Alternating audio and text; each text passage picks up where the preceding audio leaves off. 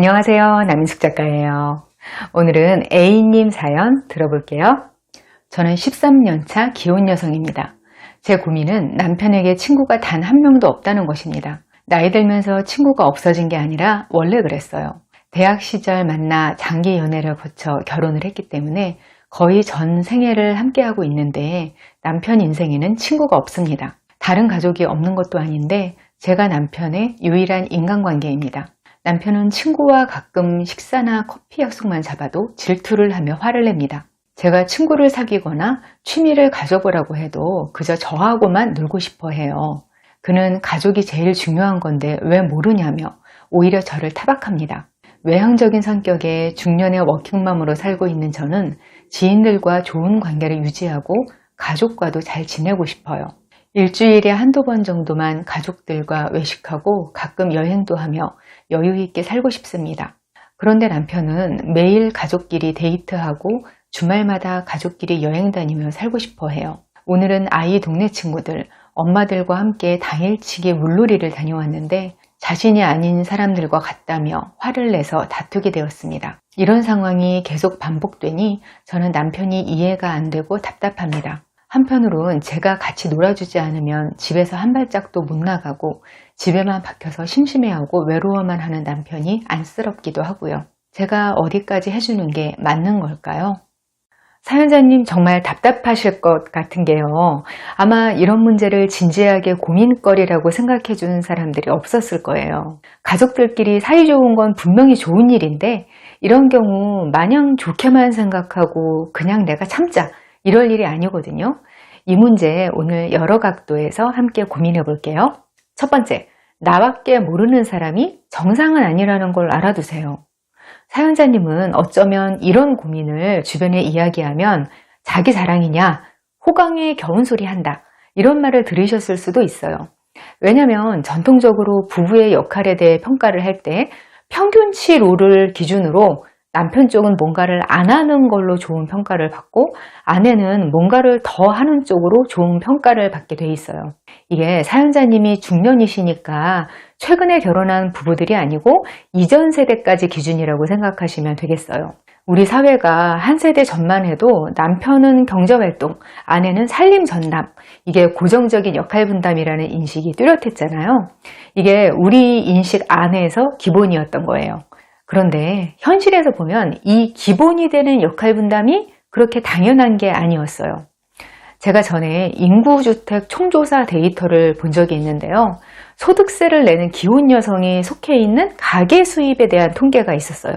거기 보니까 소득세 내는 기혼 여성 중에서 20% 정도가 다른 가계 수입이 0인 거예요.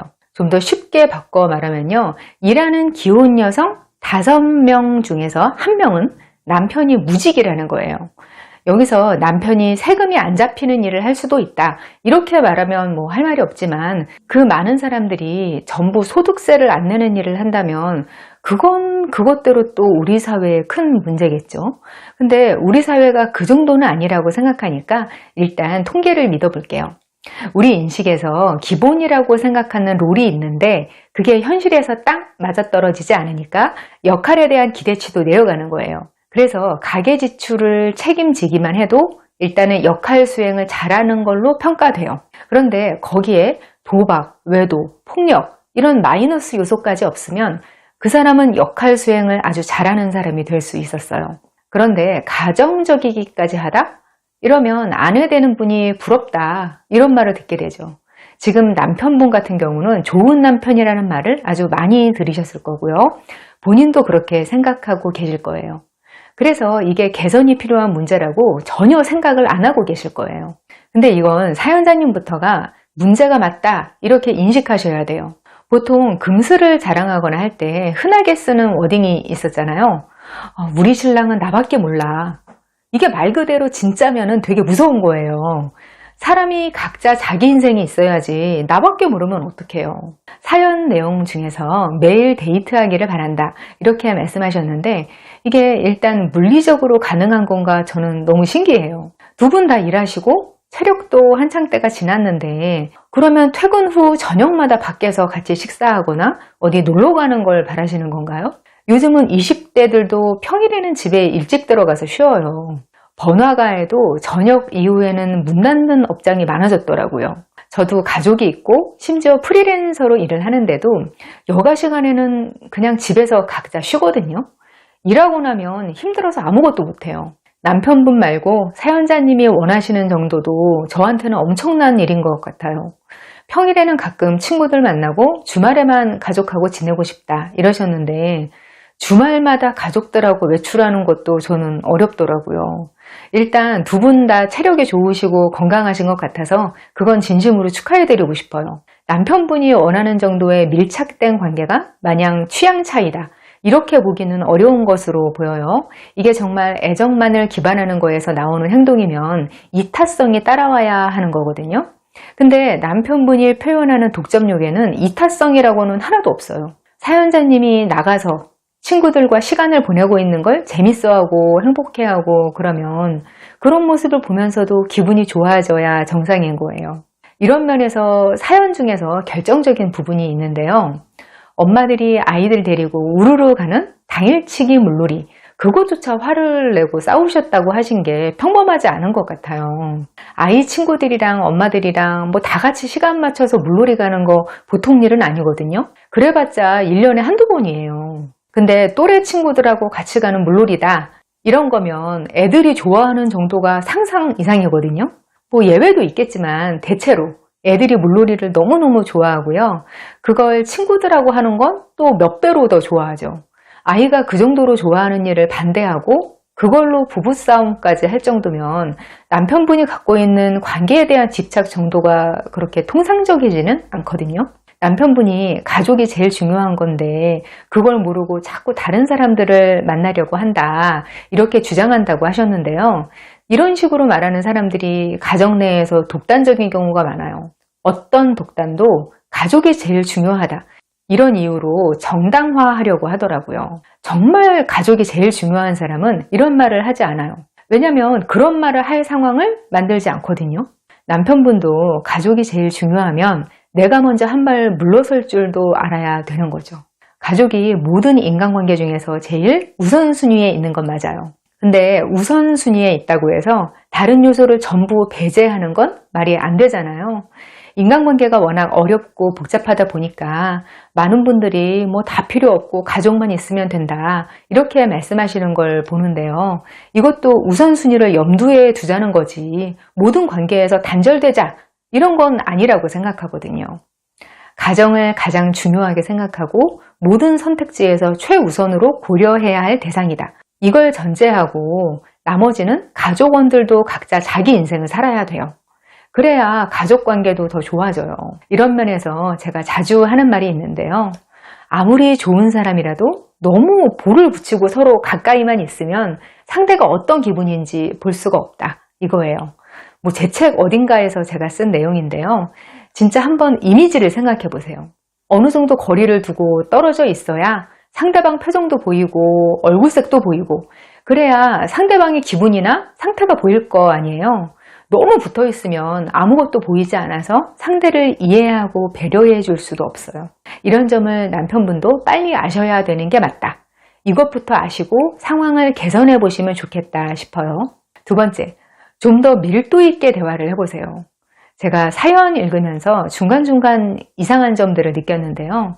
남편분이 사연자님하고 같이 있는 시간에 집착하시는 게 이유가 따로 있을 것도 같거든요. 사연에서 본인이 외향인이다 이렇게 말씀하신 걸로 봐서 나는 외향적이라서 사람들과 어울리는 걸 좋아하고 남편은 내향적이라서 밖에 나가 사람들을 사귀지 않는다 이렇게 생각하시는데요. 사실 성정이 내향인이면 혼자 있는 시간이 더 필요해요. 아무리 가까운 가족이라고 해도 같이 있으면 그것도 사회생활이고 정서 자극이거든요. 내향인들은 신경체계가 상대적으로 예민하기 때문에 아무 상호작용 없이 혼자만 있는 시간이 조금이라도 필요하거든요. 그리고 사연자님이 아무 약속도 없이 혼자 집에만 있는 게 안쓰럽다 그러셨는데요. 남편분이 정확히 집에만 혼자 있는 게 싫다 이런 식으로 말씀하신 건지도 궁금해요. 사연자님이 외향인이시라고 하시니까 이해를 못하실 수도 있는데요. 외향인들은 집에 있는 시간이 뭔가 보람없고 할 일 없는 것도 같고 외로워 보이고 이런 식으로 생각하는 경우가 많거든요. 나가서 사람들을 만나거나 뭔가 밖에 있는 일을 해야 시간을 잘 보내는 것 같은 기분을 느낀단 말이에요. 근데 내향인들은 집에 있는 거 하나도 비참하지 않거든요. 가족하고 같이 사는 내향인이 어쩌다 집에 혼자 있게 되는 시간이 생긴다. 이거 너무 설레는 일이에요.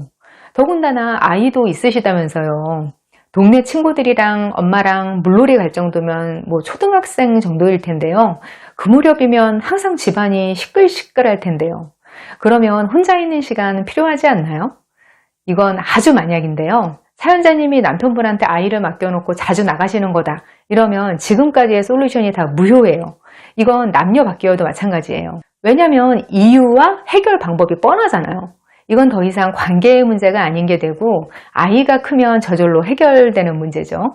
이런 거 아니고 진짜 남편분이 내향인이시고 진짜 혼자 집에 계시는 거라면요. 혼자 있는 시간 자체가 싫을 이유가 없어요. 집에서 밥을 혼자 먹으면 상대방 생각 안 하고 내가 좋아하는 메뉴 선택해서 음식에 집중하면서 조용히 먹을 수 있잖아요. 내가 유튜브 채널 보고 싶은 거 있다. 뭐 어른성장학교 영상 보고 싶다. 이러면 귀 아프고 답답하게 이어폰, 헤드폰 안 끼고 틀어놓으면 돼요. 내가 좋아하는 음악 틀어놓고 하고 싶은 일 하는 게 얼마나 좋은데요. 물론 가족들이 같이 있다고 해서 뭐 하고 싶은 거 못하게 한다. 이게 아니라 제가 지금 말씀드린 일들을 다른 가족이 같이 있는데 하면 너무 그게 예의가 아니잖아요. 제가 말씀드리고 싶은 건 이게 단순히 남편분이 내향인이라 아내분과 달라서 그래서 고민하시는 문제가 생긴 게 아닐 수도 있다는 말이에요. 남편분이 정확히 뭘 싫어하시는 건지 알아볼 필요가 있어요.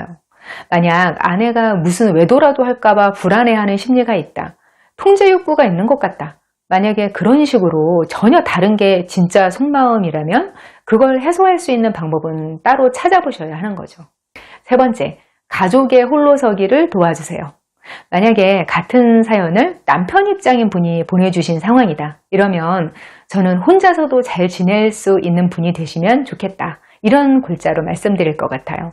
근데 지금은 아내분이 사연을 보내주신 거고 본인은 혼자서도 잘 지내는 게 좋다. 그럴 수 있다. 이런 자각이 없으신 거잖아요.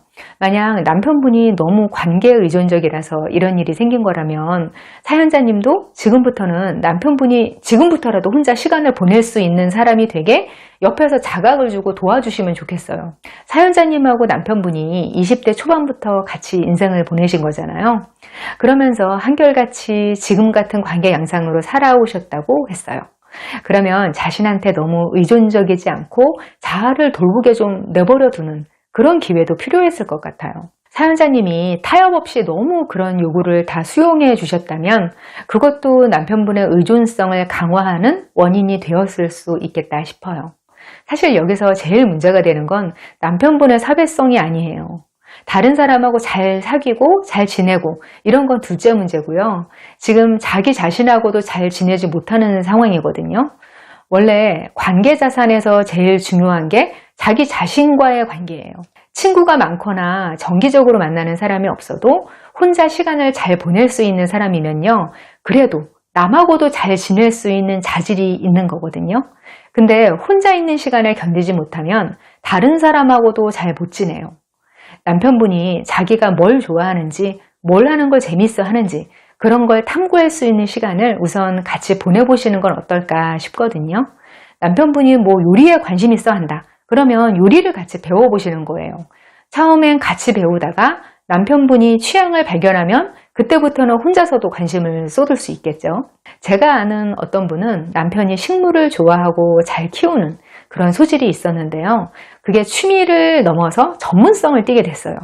나중에 공무원 은퇴하시고 같이 화원을 하시더라고요. 외향적인 성격인 아내분은 영업을 하시고 남편분은 식물 관리하고 직접 식재하시고 하는데요.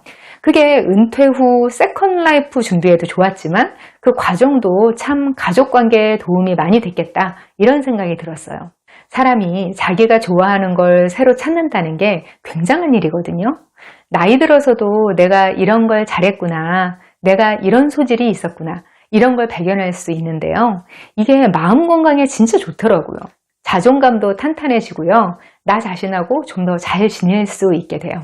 남편분이 자아에 대한 인식폭이 좁아서 그걸 확장시킬 생각조차 못했다면 지금 제 이야기를 들으시는 아내분이라도 그걸 도와주시면 좋겠어요. 가족이 가장 중요하다면 같이 있는 시간만 기계적으로 늘리기보다는 이런 일을 도와줘야죠. 여러 가능성 중에서 이게 문제인 것 같다는 생각이 드시면 꼭 시도해 보시면 좋겠어요. 오늘은 오로지 가족관계에만 의지하는 가족원에 대해서 이야기를 나눠봤는데요. 비슷한 상황에서 한 번 더 생각해 보시는 시간이 되면 좋겠습니다. 저는 다음 이 시간에 여기서 다시 만나요. 기다릴게요.